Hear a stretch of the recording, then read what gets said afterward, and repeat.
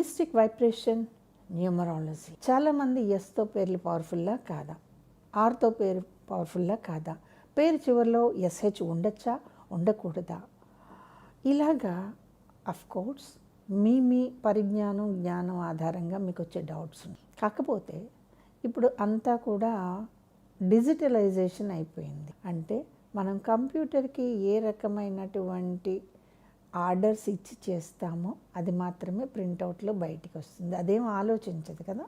ఆలోచించినప్పుడు అక్కడ భాష సరిగ్గా ఉందా, అది ఎలాగో ప్రొనౌన్స్ చేయదు, ఓన్లీ లిపి రూపంలో. న్యూమరాలజీలో చెప్పేటటువంటి విధానాలలో లిపి బాగుండాలి, ఉచ్చారణ బాగుండాలి. ఈ రెండు బాగున్నప్పుడు ఒక మనిషి పేరు ఎటువంటి ఎత్తుకైనా సరే చేరుకుంటుంది.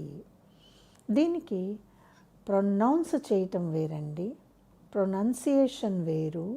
దీనికి సంబంధించి ఒక భాగమే ఉంది.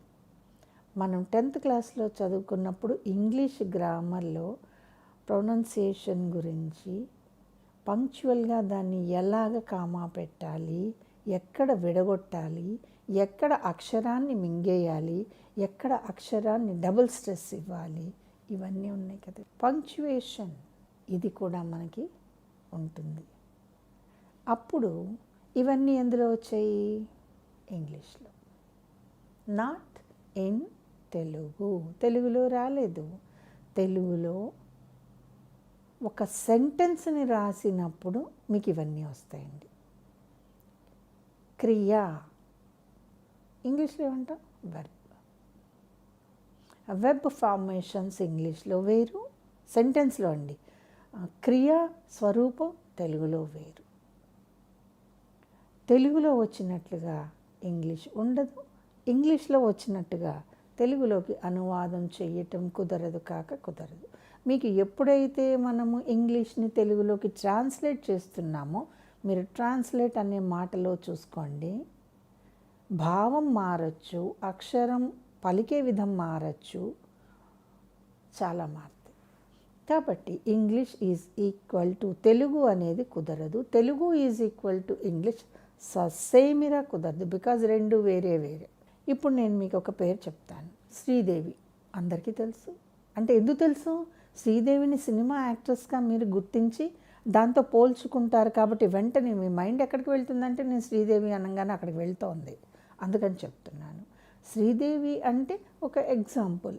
కళల్లో, యాక్టింగ్ ఎరీనాలో, ఇంటర్నేషనల్ నేషనల్ లెవెల్లో. అర్థమైందండి? సో స్పెల్లింగ్ ఎలా ఉంటుంది అందరికీ తెలిసిందే, SRIDVI. మరి శ్రీదేవిలో SRIలో ఐ ఉంది కదండి, దేవిలో ఐ ఉంది కదా. 3వ స్థానంలో ఐ, 7వ స్థానంలో ఐ. ఇంగ్లీష్లో దీని లెక్కలు వేరు. తెలుగులో మీకు ఎక్కడా కూడా ఐ స్వరూపం కనపడదు శ్రీదేవిలో. వీలో ఈకారం ఉంది, శ్రీలో ఈకారం ఉంది. అక్కడ ఐ ఎక్కడ, ఇక్కడ ఈ ఎక్కడ అండి? మారిందా లేదా? ఇప్పుడు చెప్పండి. తెలుగు న్యూమరాలజీ లేదు, అసలు అయితే లేదండి. అంతా మనము ట్రాన్స్లేట్ చేసి ఇంగ్లీష్ని తెలుగులోకి తెచ్చామంతే. ఇక్కడ శ్రీదేవిలో ఐలు ఏం చేసింది? తెలుగులో కనపడినటువంటి ఈలేం చేసాయి? ఈ ఈజ్ ఈక్వల్ టు ఐ అవుతుందా? సమస్య లేదు.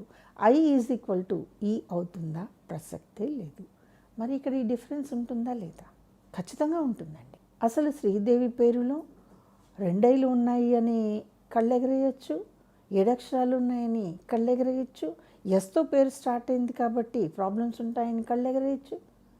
ఇవన్నీ ఎక్కడి నుంచి వచ్చాయి మీకు?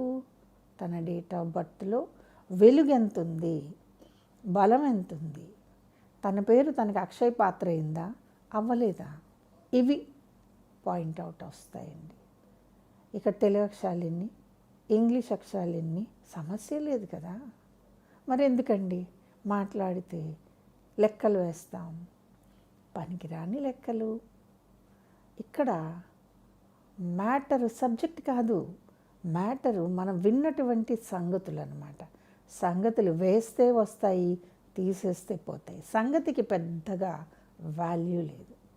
కాబట్టి ఇన్నాళ్ళుగా మనని భయపెడుతూ వస్తున్నటువంటి ఒకానొక విషయం ఏమిటి అంటే అమ్మాయిల పేర్లలో ఐలు ఉండకూడదు, ఎండవకూడదు. అమ్మాయిల పేర్లు ఎస్తో రావచ్చు, రాకూడదు. ఇవన్నీ గాలికి ఎగిరిపోయినాయి. మీ కళ్ళ ముందు ఎగ్జాంపుల్ కనపడుతుంది. సో ఇంగ్లీషు ప్రొనౌన్సియేషన్, పంక్చువేషన్ ఎలా ఉంది, తెలుగు భాషలో శ్రీదేవి ఎలా ఉంది, ఇంగ్లీష్లో ఐగా ప్రొనౌన్స్ అయినటువంటి లెటర్ తెలుగులో ఈగా ఎలా మారింది అని చూస్తే ఇక్కడ మీకు మ్యాటర్ అర్థమవుతుంది. అర్థమైందండి? ఏదో లెక్కలు వేసి 9 అక్షరాలకి గాను 50 బ్రహ్మాండం అంటే ఎవరేస్తున్నారు ఈ లెక్కలు? సబ్జెక్ట్ రాని వాళ్ళు. ఆ లెక్కలు మీరు మాట్లాడితే ఖచ్చితంగా నేను కోప్పడతానండి.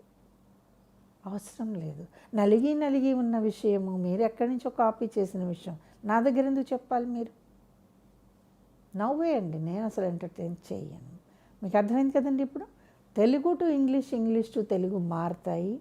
ఎప్పుడైతే మనం దీన్ని డేట్ ఆఫ్ బర్త్కి యాడ్ ఆన్ చేస్తామో తెలుగు ఇంగ్లీషు అనే లెక్క ఉండదండి. అక్కడ ఒక నెంబర్ మాత్రమే యాడ్ అవుతుంది. కాబట్టి భేషుగ్గా, నిర్భయంగా, హ్యాపీగా ఉండొచ్చు మనం. అర్థమైంది కదండి?